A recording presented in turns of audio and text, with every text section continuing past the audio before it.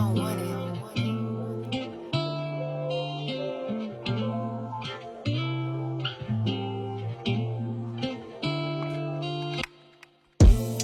Healing Conversations. Hello, and you're listening to Healing Conversations, Heal Her. You are healing with Cheryl. Just wanted to do a quick little video while I was at work tonight. I just wanted to reach out and kind of talk a little bit about labeling ourselves as ex-Jehovah Witnesses. And while that is what many of us were, right? We were raised Jehovah Witnesses, or we became a Jehovah Witness as an adult. We're no longer that, right?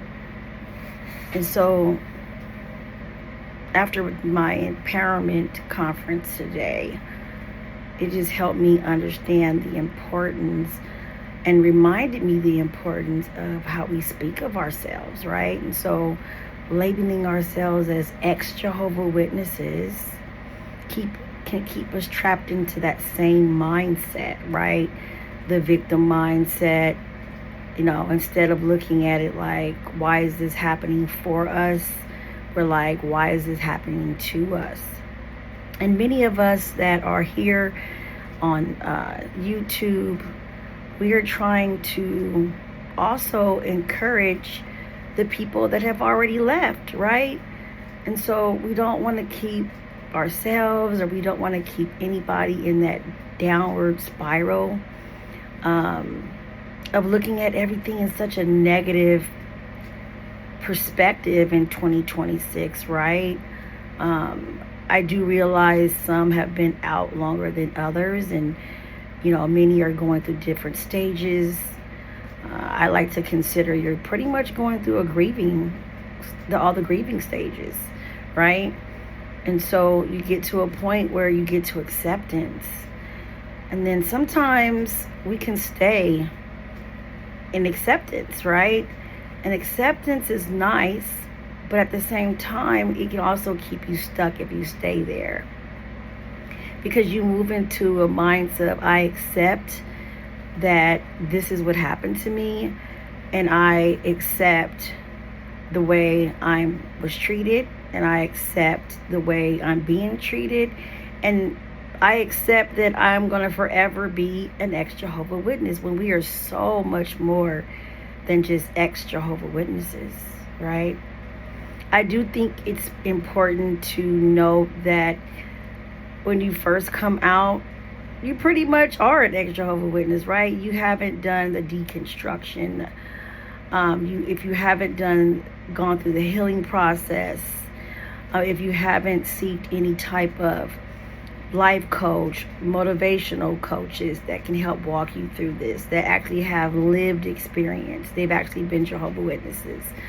If you haven't connected with, and I say connected because you need to connect with your therapist, right? So many people get therapists and they sit there and they kind of still disengage from their body and they're telling their story. But if the therapist has no lived experience most of the time, they're pretty much just giving you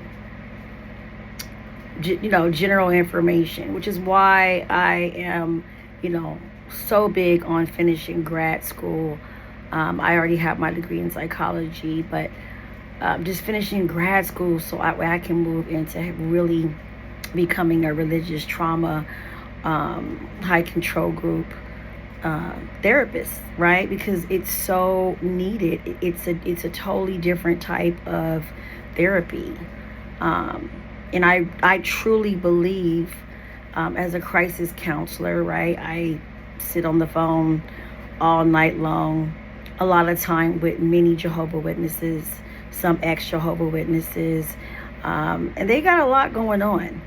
And I actually became the religious trauma expert because I had lived experience, right? So many of them, when they call the crisis line, they specifically ask for me.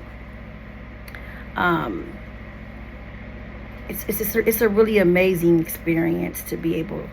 I'm very grateful for that space, that I'm able to affirm and pour into Jehovah Witnesses that are physically in, mentally out, mentally in. Now I can move into the labeling of ourselves as ex-Jehovah Witnesses and how that affects our mental as well. Putting that label on ourselves, keeping us trapped, not truly free, which that was the goal of leaving, right? So now we're out, right? But now labeling ourselves these ex-Jehovah Witnesses.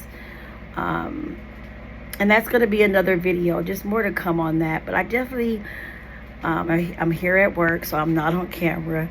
But I definitely was just thinking about that, thinking about just, the calls that we get and the calls that we receive. It's pretty deep. So if anybody's out there and you're struggling, then, kind of look at 2026 as a reset, right? Just changing your mindset, moving from surviving to ultimately thriving. You're not going to get there overnight. It definitely is going to take some time. But just moving from healing to thriving to empowerment of yourself and empowerment of others. That is, I don't know about you guys, but for me, the cherry on top of this work is being able to empower other ex-Jehovah Witnesses, right? Because so many are stuck, and I remember being there. I'm still working through it. I just decided today that I will no longer label myself as an ex-Jehovah Witness. I am someone who has experience in high control religion. I am someone who experienced and moved in from victim to victor with religious trauma. And I'm hoping that I will be able to, and actually, I know, I can't explain it, but I know that 2026 is going to be an amazing year, and a lot of people are going to go through the process that they need to go through so they can get to that next level. It's so rewarding. You literally feel it in your body when you move into that mindset. You don't realize how much that XJW title is still keeping you trapped into the mindset of the high control religion. So yes, I hope everyone is having a great night. Do not, or day, depending on where you're at. Do not forget to like, comment, and subscribe to my channel. And I will be doing some more video channels, but like I said, it just wasn't the environment tonight to do that. And I'm on my lunch break, and I just kind of wanted to, that was a thought that I had, so I wanted to share. And you guys have a great rest of your, wherever you're at in the world, okay? Bye. If it ain't authentic, I don't want it.